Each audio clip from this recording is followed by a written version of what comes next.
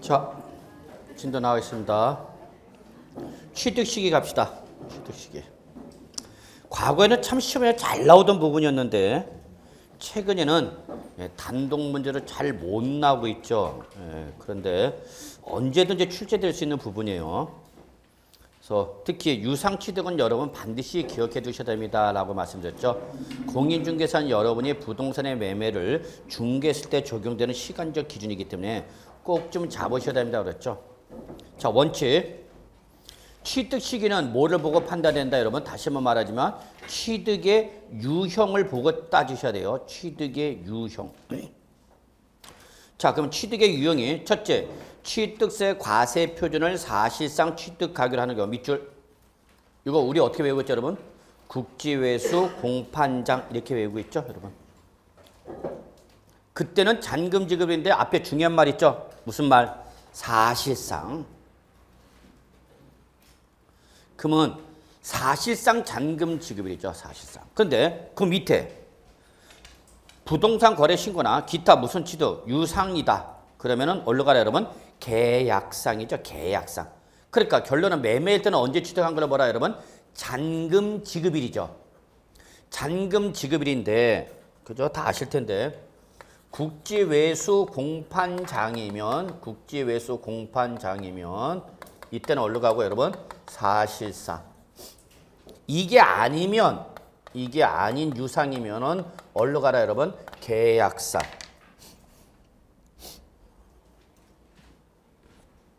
계약상 가는 거죠. 벌써.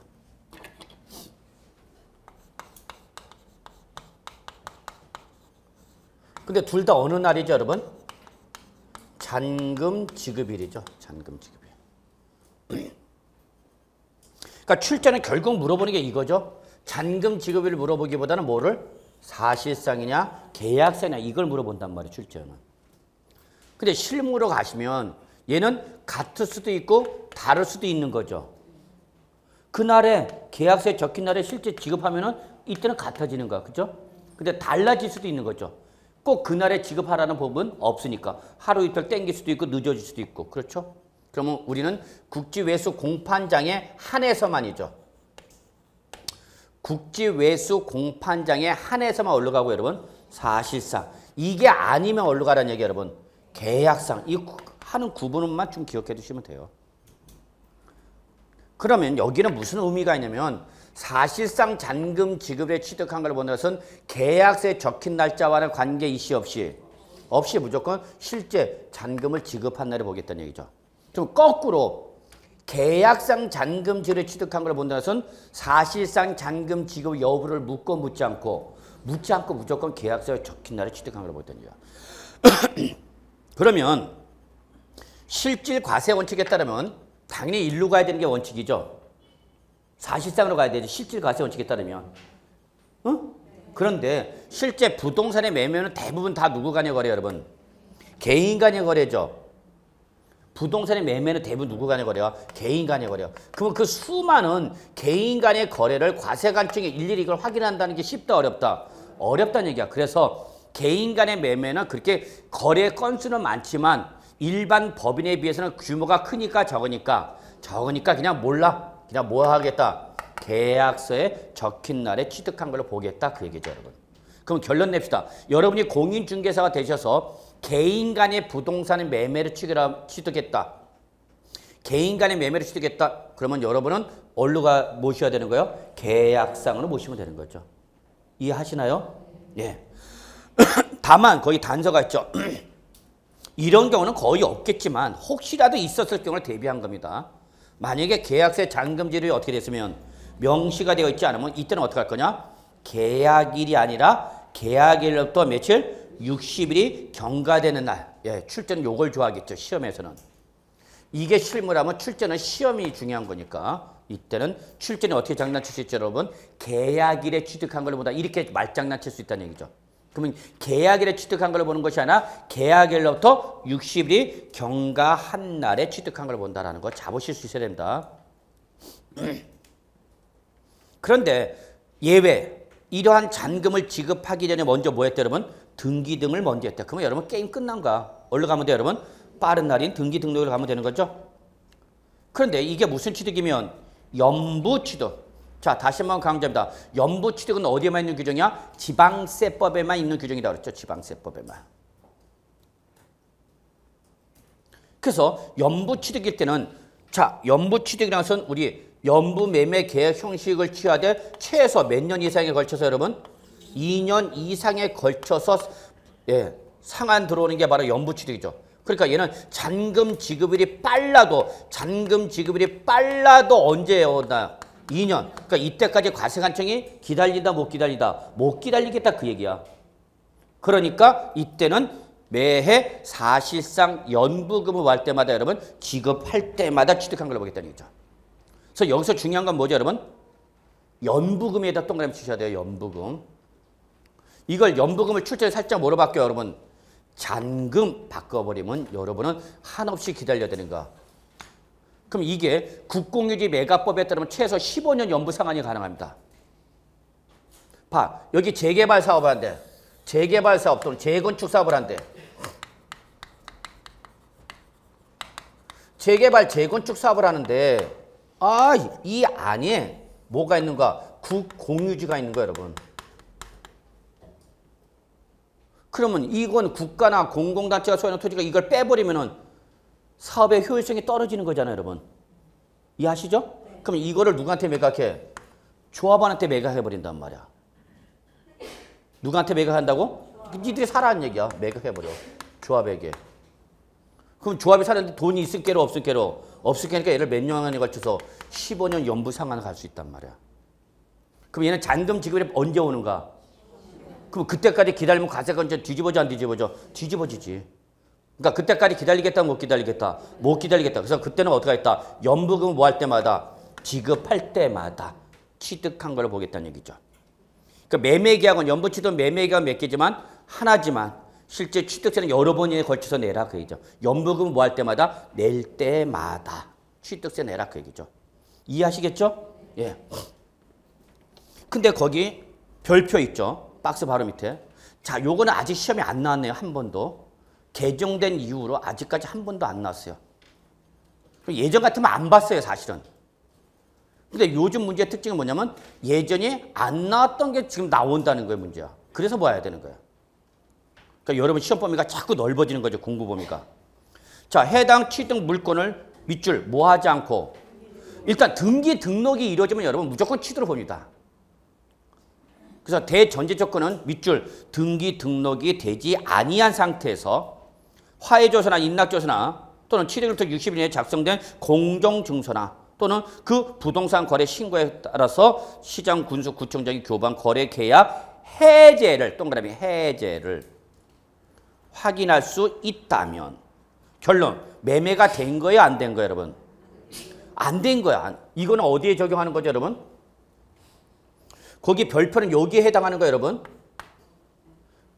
자, 개인 간의 매매면은 언제 취득한 걸로 보래요, 여러분? 계약상 잔금 지급에 취득한 걸로 보래요. 그러면 계약상 잔금 지급에 취득한 걸로 본다는 것은 실제 매매가 이루어졌는지를 묻고 묻지 않고 무조건 뭐 한 걸로 보는가? 취득한 걸로 보는 거죠. 근데 중간에 매매 계약이 어떻게 된가? 해지돼 버렸단 말이야. 그럴 수도 있어, 없어? 있죠, 여러분. 그건 중개법에서 배우셨을 거 아니야. 누가 해지를 원하느냐에 따라서 금액이 달라지는 거죠.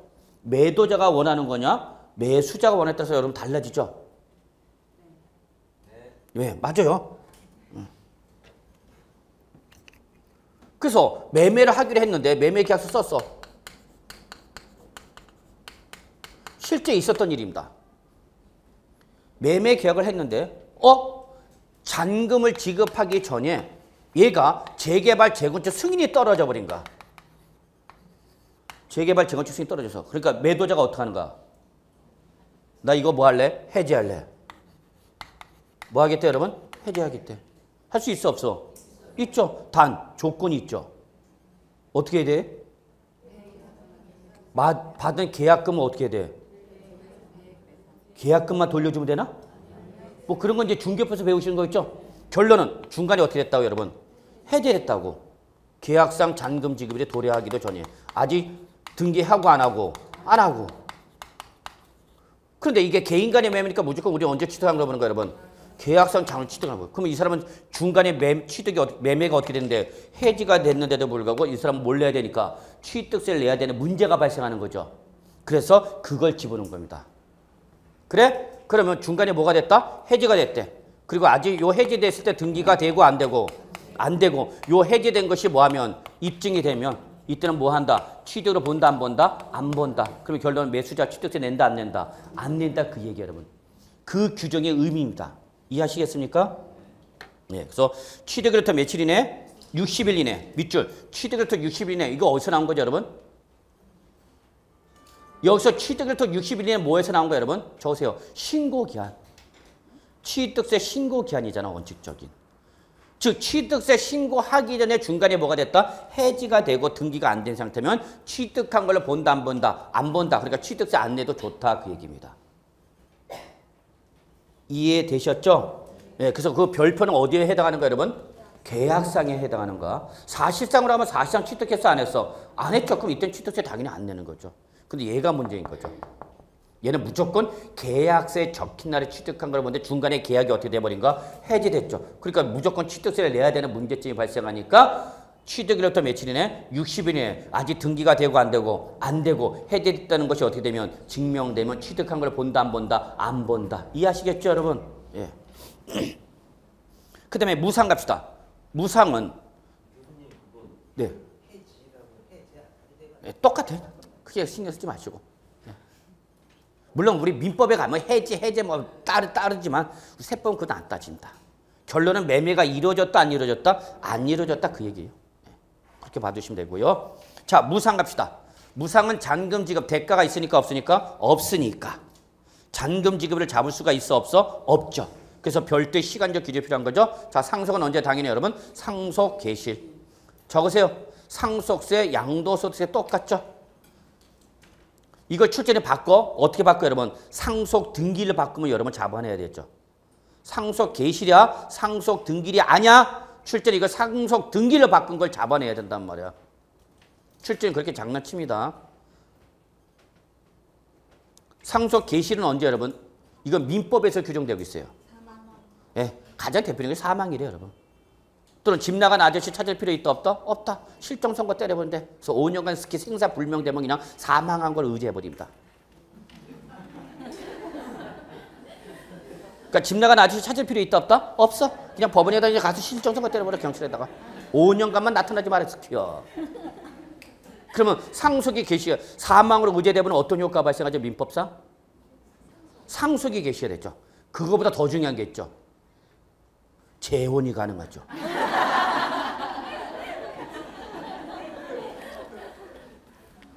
저거 별표 3개. 그러니까 남편 재산 넘겨받고 나는 또 뭐하고? 재혼하고. 참 해피한 제도죠.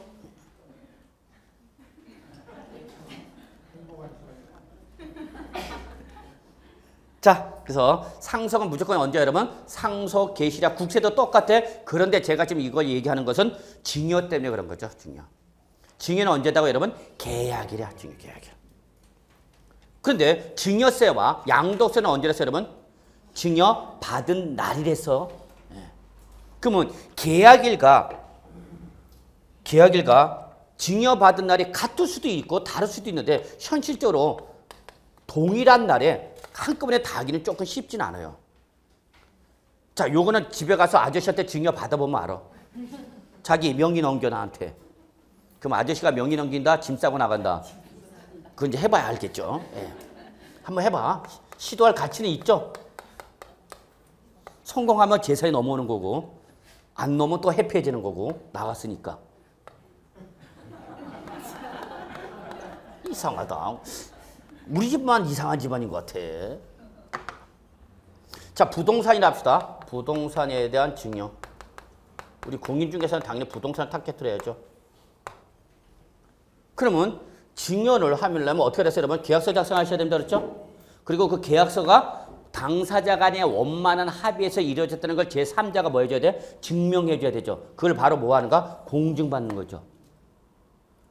공증받는 건 뭐예요, 여러분? 공증법인 가서 뭐 받으면 돼요, 여러분? 확정일자 받으면 된다. 그냥 스탬프 당 날짜 일군 찍힌 거 뜨르륵 하고 날짜 조정했고. 확정일자 한 번도 안 받아봤나요? 확정일자 여러분 많이 배우시잖아요. 주택임대차법이나 상가 건물 임대차법에서 확정일자 매우 중요한 무슨 요건이죠? 네, 어떻게 했을 거야. 그러면 공증을 하고 그걸 가지고 어떻게 되죠, 여러분? 증여로 인한 뭐가 일어났으니까 취득세 일어났죠? 그러니까 뭐 내야 돼, 여러분? 취득세 내야 되죠. 그리고 어디 해야 돼? 한 번도 증여 안 받아봤어? 아니 결혼 10주년, 20주년 이벤트 안 해줘? 그럼 우리 집만 해준 거야 여태?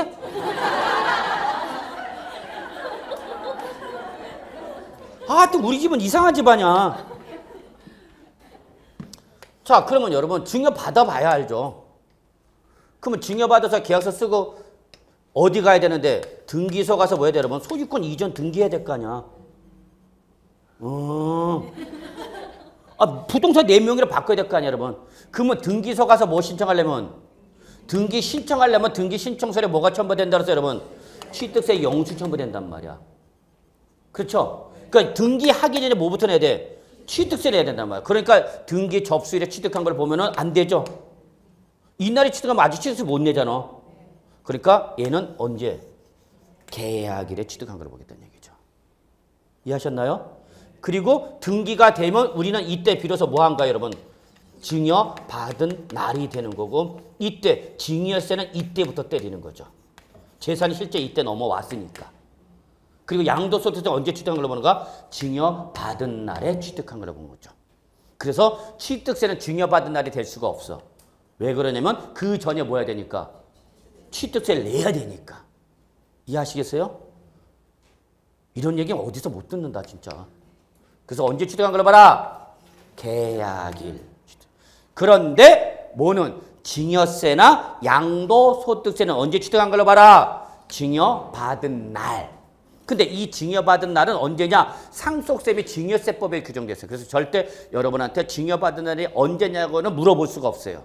물어보면 시험법을 어떻게 하는 거니까 벗어나니까. 다만 상속세 및 증여세법에 따르면 부동산은 등기 접수일에 증여받은 걸로 보고요. 동산은 인도일에 증여받은 걸로 봅니다.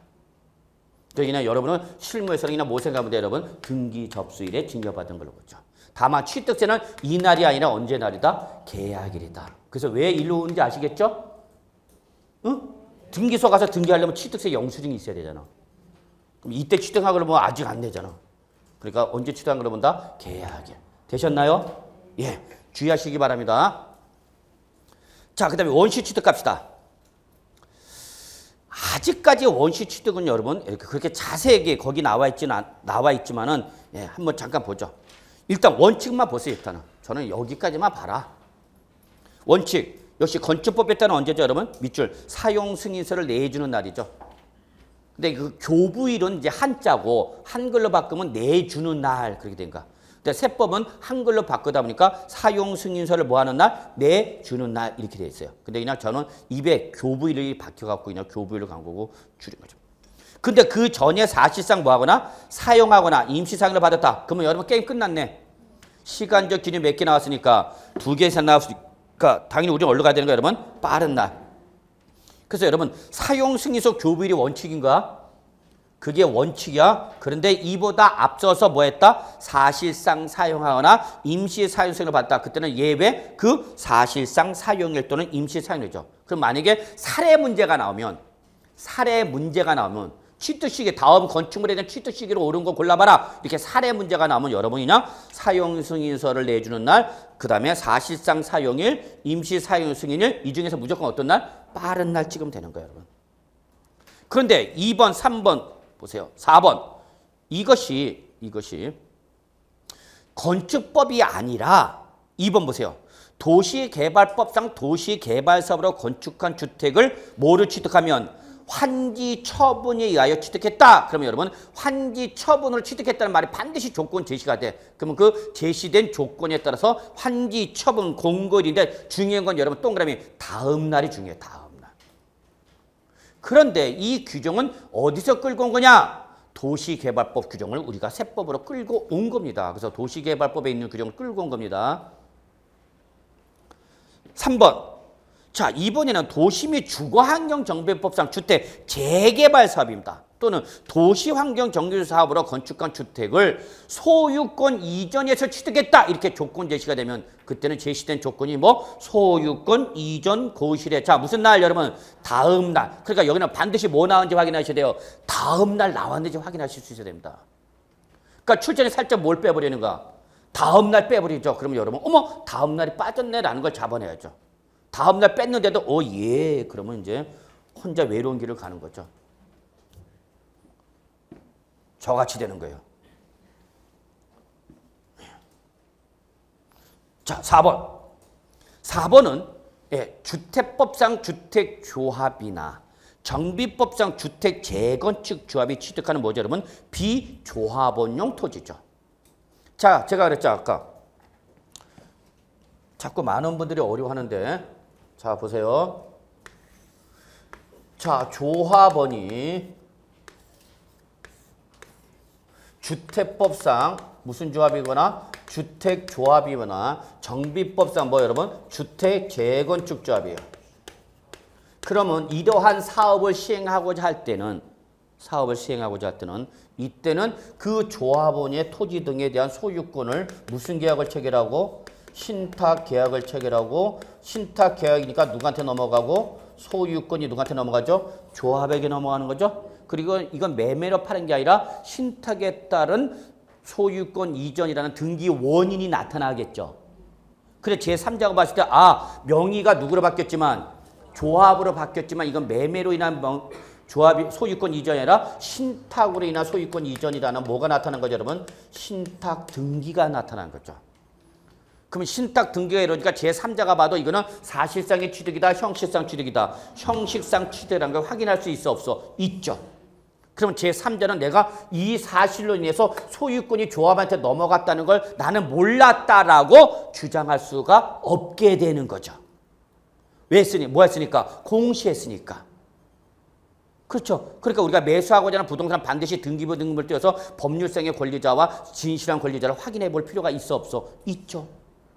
자, 그래서 넘어갔어. 그러면 이때 이게 신탁이니까 조합은 뭐가 되는 거고, 여러분? 위탁자. 조합은 뭐가 되는 거고? 수탁자. 그러면 결론 위탁자부터 누구한테 넘어갔네? 수탁자한테 넘어갔잖아. 그럼 원래 위탁자, 수탁자, 위탁자, 수탁자, 신수탁자 안에 왔다 갔다 뭐야, 여러분? 비과세죠. 그런데 우리 아까 봤죠? 이럴 때 그 신탁이 누구가 아니면 주택법상 주택조합이나 정비법상 주택재건축조합과 누구 간에? 조합원 간에 신탁일 땐 비과세 해준다, 안 해준다? 안 해준다. 우리 봤었어? 했잖아. 그러면 이때 이 조합이 취득하는 조합주택용 부동산 중 누구 거는? 조합원용은 이거 조건이 제시가 돼. 그러면 조합이 지금 취득자죠. 취득 명의자 조합이야. 그런데 그 중에서 누구 거는? 조합원용은 조합의 명의를 보지 말고 누가 취득한 걸로 봐라? 조합원이 취득한 걸로 봐라. 그겠죠. 여기까지 되셨죠? 그러면 조합원이 아닌 비조합원용은 어떻게 할 거냐? 조합원이 취득하는 걸로 보는 게서 어떻게 하라? 제외하라. 그럼 결론 누가 취득한 걸로 봐라? 조합이 취득한 거라. 이때 이 비조합원용이 바로 뭐가 되는 거야, 여러분? 일반 분양. 또 뭐 있어요, 여러분? 상가 등 이런 거 있겠죠. 왜냐면 조합은 자기가 직접 이 재건축 주택을 건설할 능력이 있으니까 없으니까? 없으니까 누구와? 건설법인과 무슨 계약을 체결하고? 도급 계약을 체결하는 거죠. 그러면 조합이 뭐가 되는 거고? 시행사가 되는 거고 법인이 뭐가 되고? 시공사가 되는 거죠. 맞습니까? 맞습니다. 제 말이. 그러면 얘들이 이 건물 져주니까 대가를 지급해야 돼, 안 해야 돼? 해야죠. 해야 되는데 그 돈을 어디서 줄 거냐는 얘기죠. 어디서 줘야 되는가? 여기서 줘야죠. 응? 여기서 줘야지. 얘들은 얘들 거 갖고 서 얘들한테 완성되면 줘야 되잖아. 그러니까 일반분 예를 들어서 조합원이 몇 세다? 100세다. 그럼 우리는 몇 세대 해야 돼? 500세대 이렇게 해야 되겠죠. 맞는데? 그래서 나머지 400세대를 일반 분양사 일반 분양한 돈을 얘 줘하는 거고 이거 뭐 하는 거죠, 여러분? 청산해야죠. 그래서 종전주택의 규모와 새로 받는 주택의 청산 가치를 비교해서 추가 납부할 거냐 환급할 거냐가 결정될 것이고 맞습니까? 맞습니다. 그런데 이때의 취득세 과세 여부는요. 조례도 또 나와 있어요. 조례도. 그래서 나중에 여러분이 재개발 재건축 실무 나가시면 반드시 물어봐야 되느냐? 서울특별시 조례를 보셔야 됩니다. 서울특별시 조례는 이때의 이 취득세에서 이 취득자가 원조합원이냐 승계조합원에 따라서 또 감면 면제 혜택의 범위가 달라집니다. 당초 조합원은 누구이고요?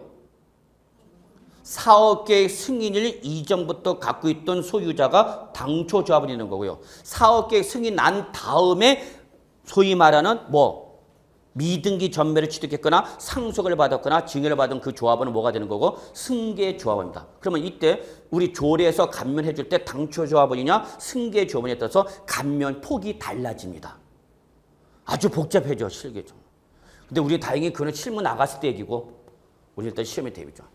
그러면 이때 조합원, 비조합원 누가 취득한 걸로 봐라 여러분?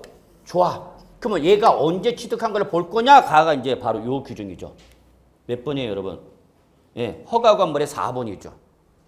비조합원용 토지가 취득할 때 이것이 누구면 주택조합이면 언제 취득한 걸로 봐라. 사용 검사를 받은 날에 취득한 거라고 하죠. 이건 어디 나와 있는 거예요? 주택법에 나와 있는 거죠. 아니다. 주택 재건축조합이 취득한 거다. 그러면 언제 취득한 거라 봐라? 정비법이죠. 정비법은 무조건 어디로 가는 거예요, 여러분? 소유권 이전 고실이죠. 이 무슨 날이죠, 여러분? 다음 날이죠.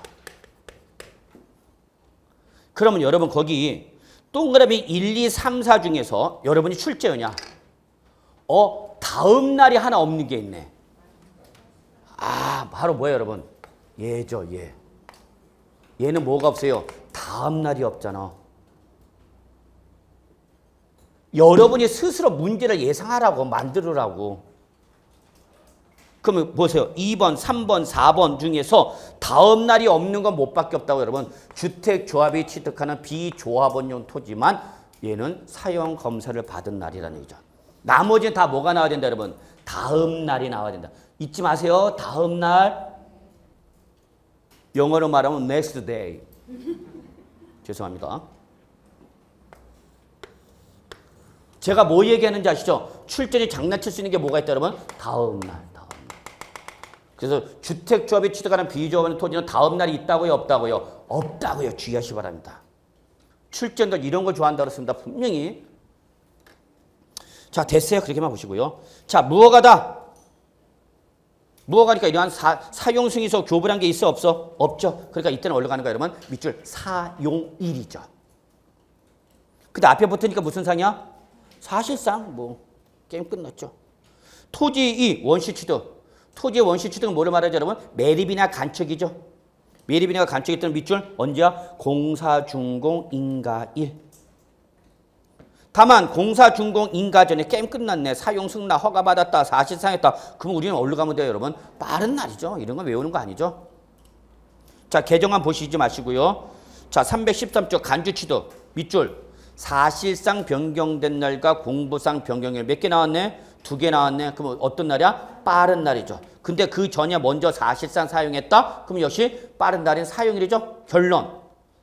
사실상 변경일과 공부상 변경일 또는 사실상 사용일. 자, 동그라미 시간이 몇 개 나왔으니까 2개 이상 어디로 가는가? 빠른 날이죠. 뭐. 자, 통칙 내용에서 만약에 시험에 나온다면 자, 1번 동그라미 5번 동그라미가 그나마 우리 공인중개사 업무와 관련됐다라고 볼 수가 있어요. 1번 은행으로부터 융자금을 받아 건축한 주택을 승계 취득하는 경우 이거 뭐죠 여러분? 아파트 분양받았는데 그 분양받은 아파트에 뭐가 껴있는가? 대출금 껴있는 거죠. 그렇지 않아?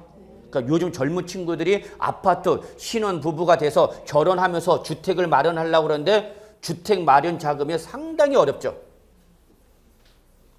어렵습니다. 정말 어렵습니다. 요즘 젊은 친구들이 직장 취업해갖고 이제 시작해서 돈 벌기 시작해서 내 주택을 마련할 때까지는 엄청나게 어렵죠. 그런데 아파트를 뭘 받았는데 분양을 받았죠. 분양을 받은데 거기 뭐가 껴있어요, 여러분? 대출금 껴인 거죠. 자, 아파트 분양 가격을 봤더니 아파트 분양 가격이 5억 원이야. 근데 여기 분양 조건이 뭐가 있냐면 건설업자가 이미 뭘 받아놔서 대출을 받아서 가구별로 나누어진 것이 얼마 있어요, 여러분? 2억 원이 껴있다는 얘기죠. 응? 이게 현실이잖아. 왜냐면 주택건설법인은 절대 자기 돈으로 아파트 건설 못해요, 여러분. 아파트 건설을 대법인 그룹이나 이런 데가 건설법인을 좋아하는 이유는 뭐죠? 뭐만 확보되면 토지만 확보되면 그 다음부터는 자기 돈으로 해, 남의 돈으로 해. 남의 돈이잖아. 뭐 하는 거예요? 첫째, 선분양하죠. 우리나라만 있는 무슨 제도? 선분양 제도. 사업자를 위한 거야? 입주자를 위한 제도야? 사업자. 그러니까 우리나라는 물건도 보기도 못하고 돈을 먼저 내는 거죠. 그래서 모델하우스는 삐까뻔쩍해서 어머 너무 좋다 언니 그러면서 분양 신청했는데 나중에 가서 입주해서 보니까 뭐야? 내가 봤던 모델하우스에 그게 아니죠. 실제 그래서 많이 발생하잖아. 그러면서 뭘 받죠 또 여러분? 건설 자금 대출 받죠. 그래서 건설하는 거죠. 기성구에 따라서. 그래서 여기 자 100억을 받았다.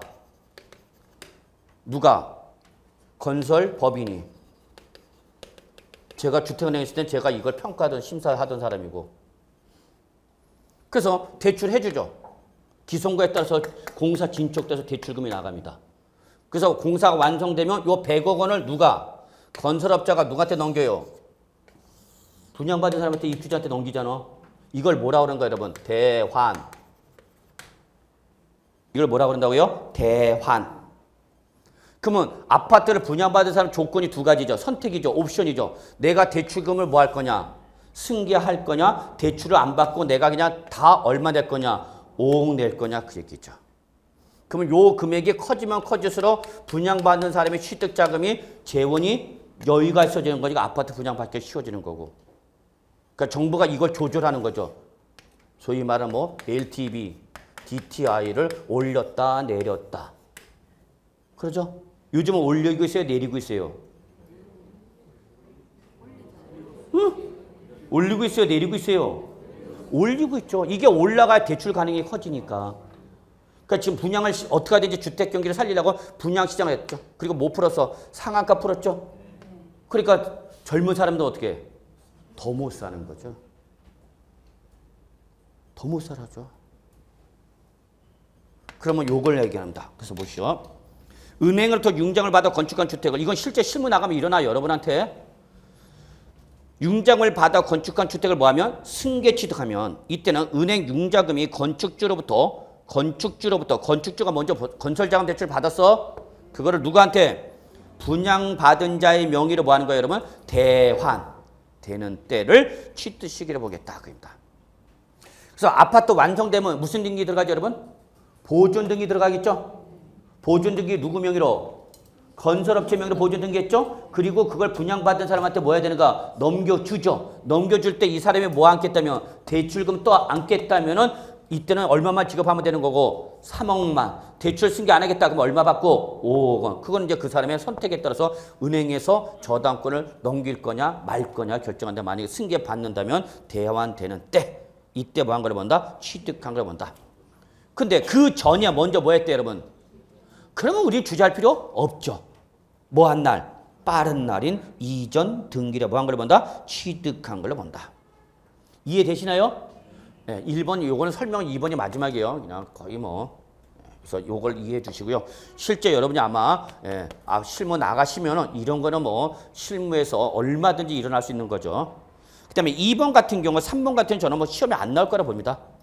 2, 3번 외우시지 마시고요. 4번 그냥 뭐 크게 큰 무리 없고요. 자, 5번이 제일 어렵습니다. 사실은. 5번 보세요. 건축주가 자 밑줄 들어갑니다. 임시 사용 승인일, 사실상 사용일, 사용 승인서 교부 1 한 줄로 묶으셔야 됩니다.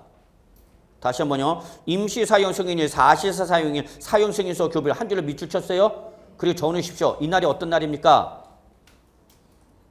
왼쪽에서 봤잖아. 어떤 날이에요? 원시 취득일이잖아. 원시 취득일. 왼쪽에서 오른쪽으로 넘어오는 순간 또 왼쪽 건 싹 까먹는 거죠. 우리는 너무나 해맑어. 남아있는 잔상이 없어.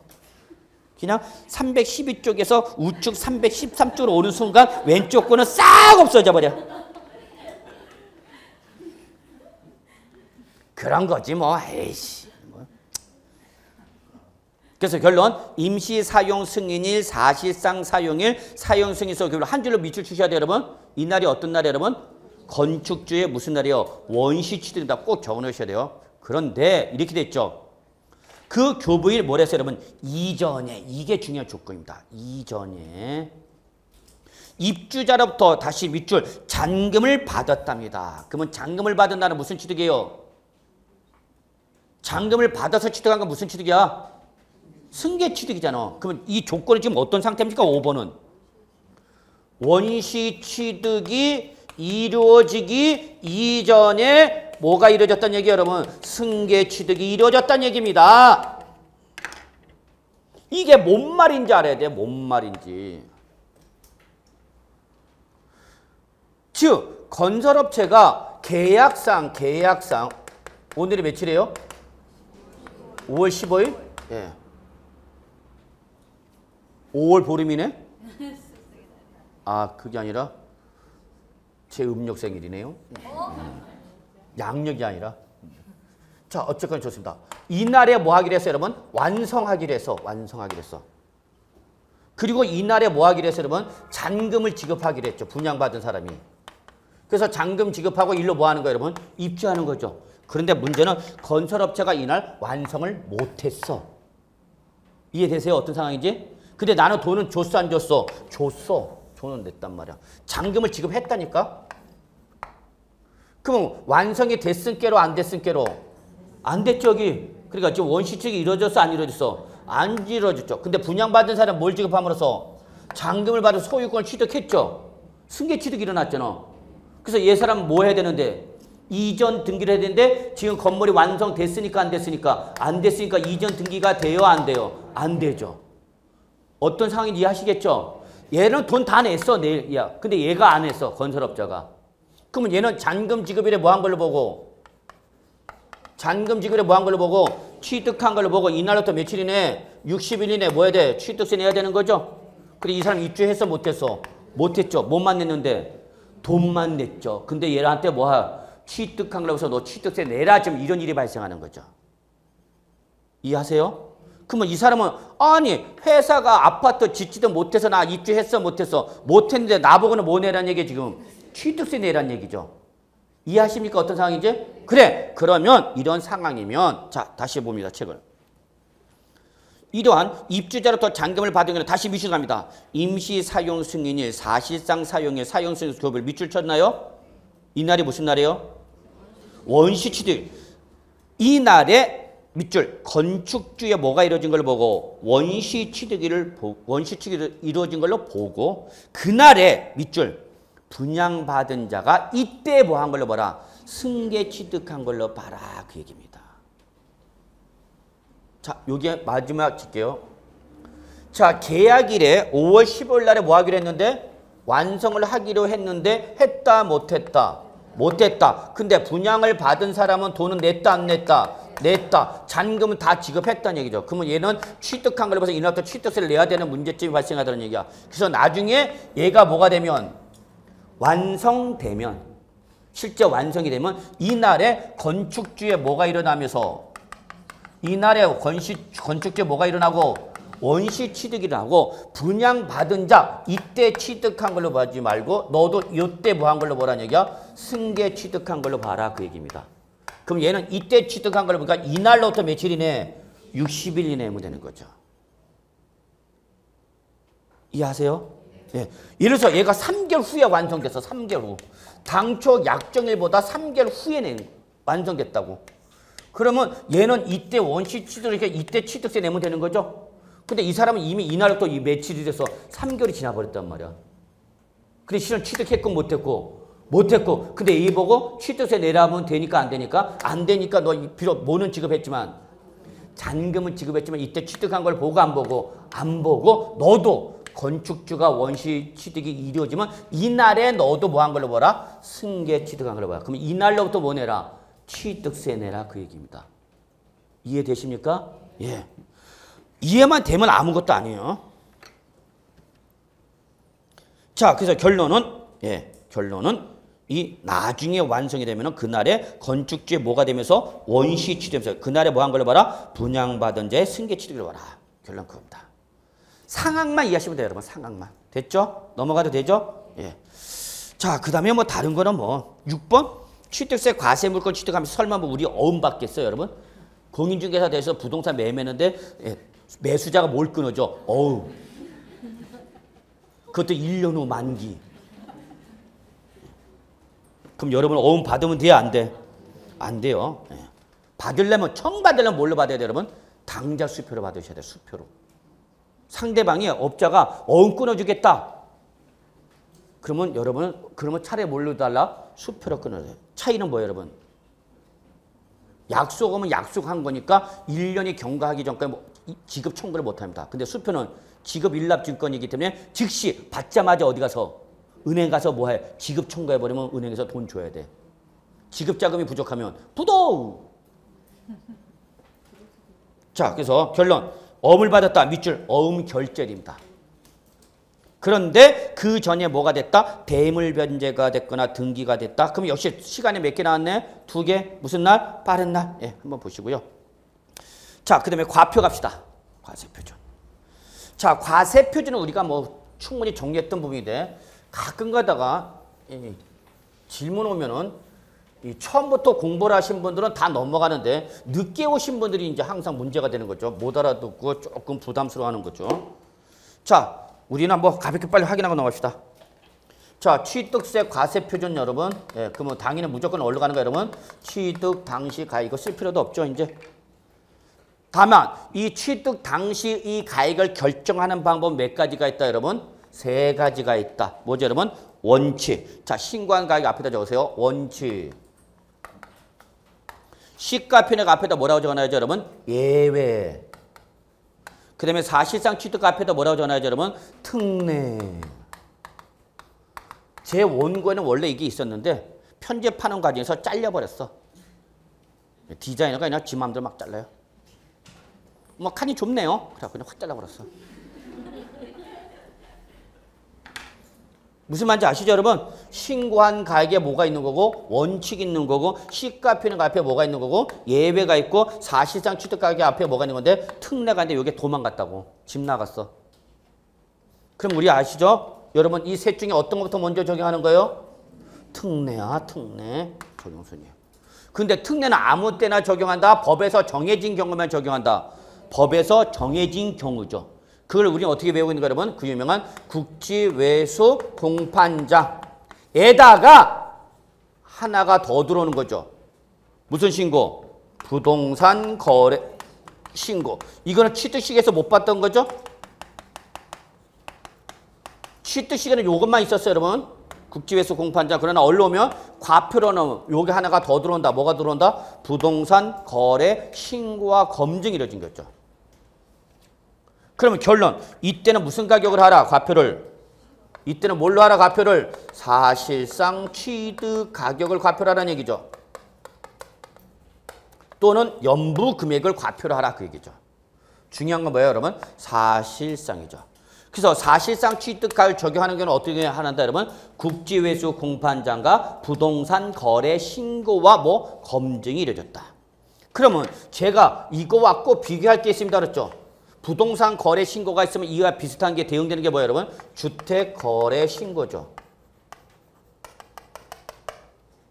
그러면 여러분이 실무 나가서서 부동산의 매매를 중개하시면 여러분은 부동산 거래 신고를 하거나 주택 거래 신고를 하거나 둘 중에 하나를 해야 되는 거죠. 맞습니까? 네. 맞습니다. 부동산의 매매를 중개하면 여러분 주택 거래 신고나 부동산 거래 신고 둘 중에 하나는 반드시 해야 되죠. 누구한테 신고하라고요? 누구한테? 소재지 관할. 부동산 주택 소재지 관할 누구한테? 시장, 군수, 구청장한테. 얘는 며칠이네? 요 놈은 며칠이네? 60일이네. 요 놈은 15일이네. 뭘 신고하는 거예요? 응? 시장한테 뭘 신고하라고? 간첩 신고야? 뭐 해야 되죠, 여러분? 실가, 실지 거래가 신고하라는 얘기죠. 그런데 주택 거래 신고와 부동산 거래 신고에 엄청난 차이가 하나 있다는 얘기죠. 뭐예요? 얘는 무슨 제도가 있다? 검증 제도가 있다는 얘기죠. 얘는 검증 제도가 없다는 거죠. 그러니까 얘는 무슨 기능밖에 없어? 검인 계약서로서의 기능밖에 없죠. 요거는 누가 얘기하고? 주택법 교수님이 얘기하고 공법. 요거는 누가 얘기하고? 김성수 중개법 교수님 얘기하고. 맞나? 맞죠? 우리 대구 아저씨 맞다. 아니 요거는 중개법에서 한다고. 요거는 공법에서 한다고. 그리고 두 놈을 다 취급하는 게 누구다고? 세법이라고. 그럼 제가 얘기하고 싶은 건 이거 여러분. 뭐는 어디지만 부동산 거래 신고와 얘는 뭐가 됐을까? 검증이 됐으니까 얘는 어디로 가고 여러분? 사실상 취득가. 근데 얘는 검증이 됐으니까 안 됐으니까 안 됐으니까 얘는 어디로 가야 되는가? 원칙으로 가야죠. 얘는. 그럼 제가 출전들하면 저는 여러분들 이거 분명히 물어봅니다. 아니 공인중개사가 부동산의 매매를 중개했을 때 반드시 주택거래 신고 또는 부동산 거래 신고 둘 중에 하나를 해야 되고 그에 따라서 우리 취득세 과세 표준과 달라지는데 그걸 안 물어볼 수가 없죠. 그러면 얘는 어디로 가는 거예요, 여러분? 원칙? 무슨 가액? 신고한 가액이죠. 그러면 신고한 가액을 적용하는 대표적인 경우가 어떤 경우다? 개인 간의 매매다. 그렇죠? 원칙을 적용하는 대표 케이스가 어떤 경우다? 개인 간의 매매다.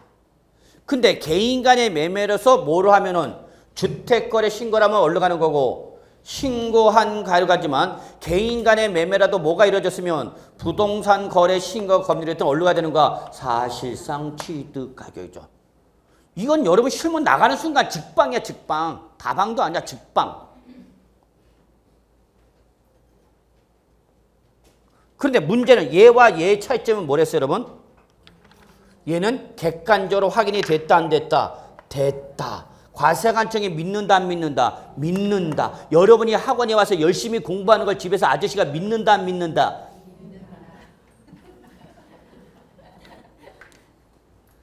그거는 나중에 봐야 알죠. 그러면 이 경우가 아니면 어디로 가라, 여러분? 신고한 가격에는 믿는다, 안 믿는다? 안 믿는다라는 게 특징이죠. 얘는 확인이 됐으니까 안 됐으니까? 안 됐으니까. 개인 간에 매매할 때 매도자 매수자 짜갖고 야 우리 다운합시다. 과세관청에 신고할 때 다운합시다. 얼마든지 합의 조정이 가능하다는 얘기죠. 그래서 얘는 믿는다 안 믿는다? 안 믿는다. 그래서 얘는 항상 뭐와 비교한다? 과세관청이 정한 뭐와? 시가 표준액과 항상 뭐해서? 비교를 해서 둘 중에 어떤 금액? 어떤 금액? 큰 금액이 과표가 된다. 그런데 사실상 취득가격은 객관적으로 확인이 됐으니까 안 됐으니까? 됐으니까 얘는 얘와 비교를 한다 안 한다? 안 한다. 그죠? 그러면 시험에는 이렇게 나오는 게 아니라 이렇게 나온다 그랬죠. 신고한 가액이 시가 표준액보다 뭐하면 이상일 때 과표는 뭐가 되느냐 그 얘기죠. 이게 조건이죠. 그러면 이때 과표는 뭘로 알아요, 여러분? 신고한 가액이죠. 그런데 신고한 가액이 시가표준액보다 뭐하면? 적으면 과표는 뭐로 바꿔라? 시가 표준액으로 바꿔라. 취득자가 신고한 가액이 과세관청이 평가하고 있는 가액보다 뭐하니까? 적으니까. 그때는 납세무자가 신고한 가액을 인정하고 안 하고 과세관청이 평가한 가액을 뭐라 하겠다는 얘기야? 과표를 하겠다는 얘기죠. 그럼 이건 바로 뭐가 되는 거죠, 여러분? 과소신고가 되는 거죠. 이거 꼭 잡으셔야 되겠죠? 그런데 뭐는 사실상 취득 가격은 확인이 됐으니까 안 됐으니까? 됐으니까 놓치면 안 돼. 국지회수 공판자가 부동산 신고는 거래 사실 확인했다 안 했다? 했다. 과세관청이 액면가에 그대로 믿는다 안 믿는다? 믿는다. 이게 특징이야. 얘는 믿는다 안 믿는다? 안 믿는다. 그래서 안 믿으니까 뭐와 비교한다? 시가 표준액과 비교하는 거죠.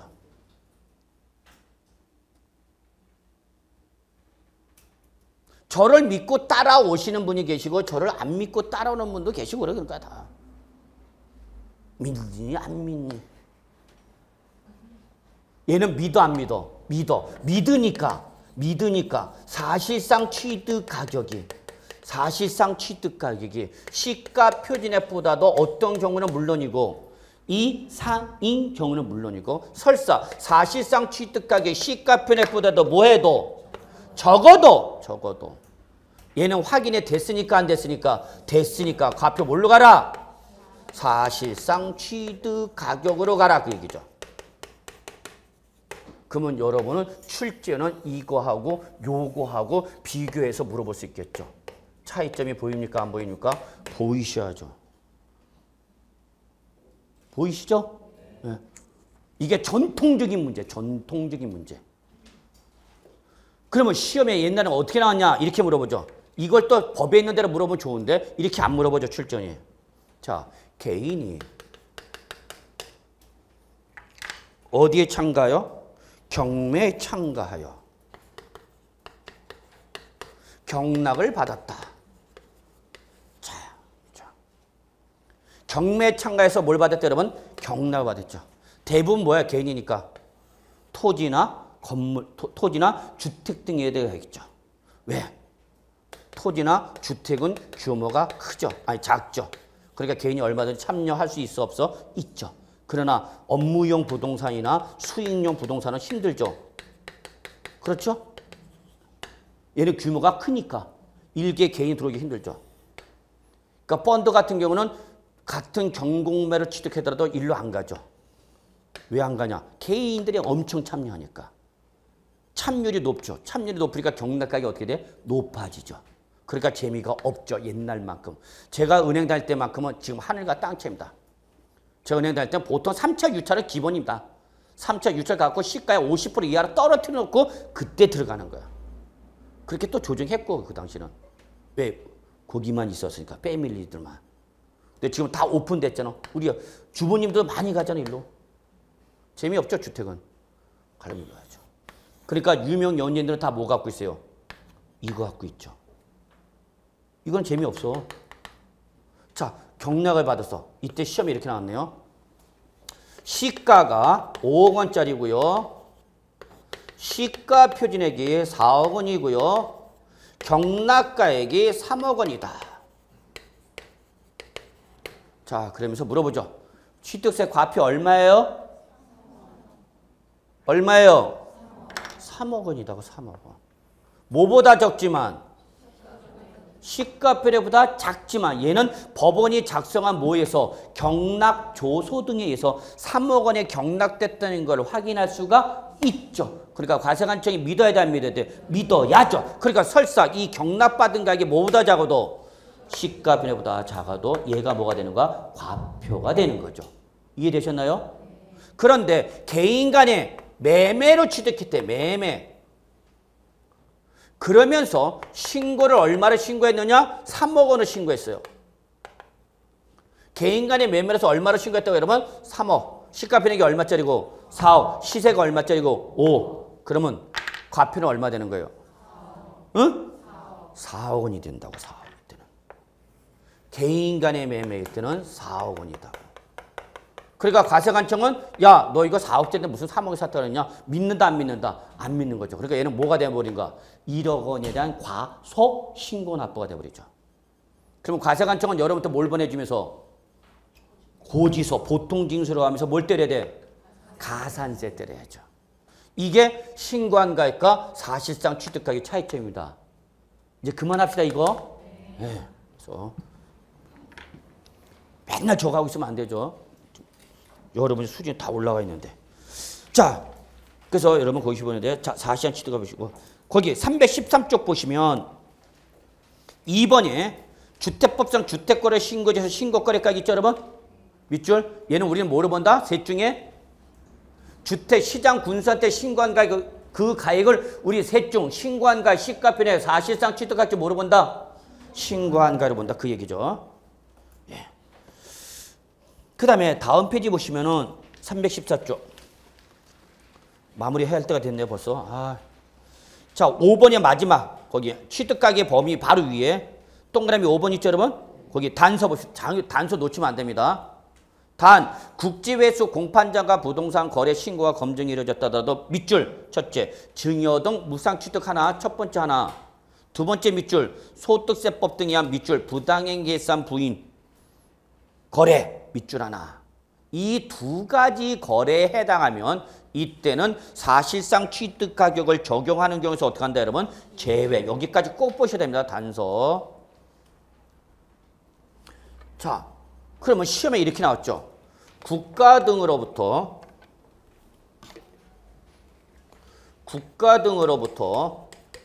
토지를 취득했어요. 시가 5억 원, 시가 표준액 4억 원. 그런데 이때 취득하는 과정에서 무상 불화받았답니다.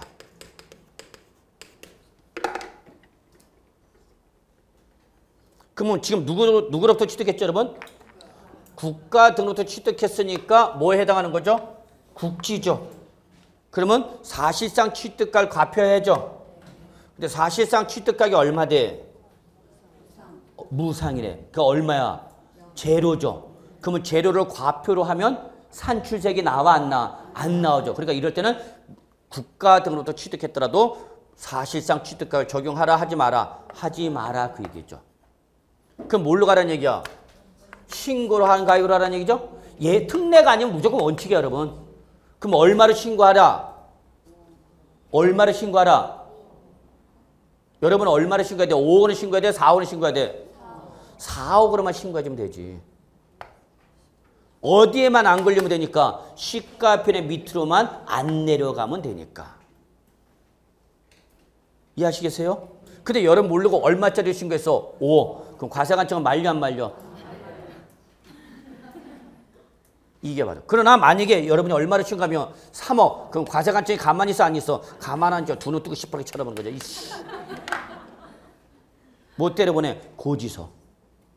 이해하십니까? 꼭 기억해 두시고요. 자, 취득 가격의 범위. 여기부터는 다음 주에서 취득세 마무리 짓고 등록 면허세로 좀 넘어가는 걸로 하도록 하겠습니다. 자, 오늘은 여기까지 하겠습니다. 여러분 수고하셨습니다.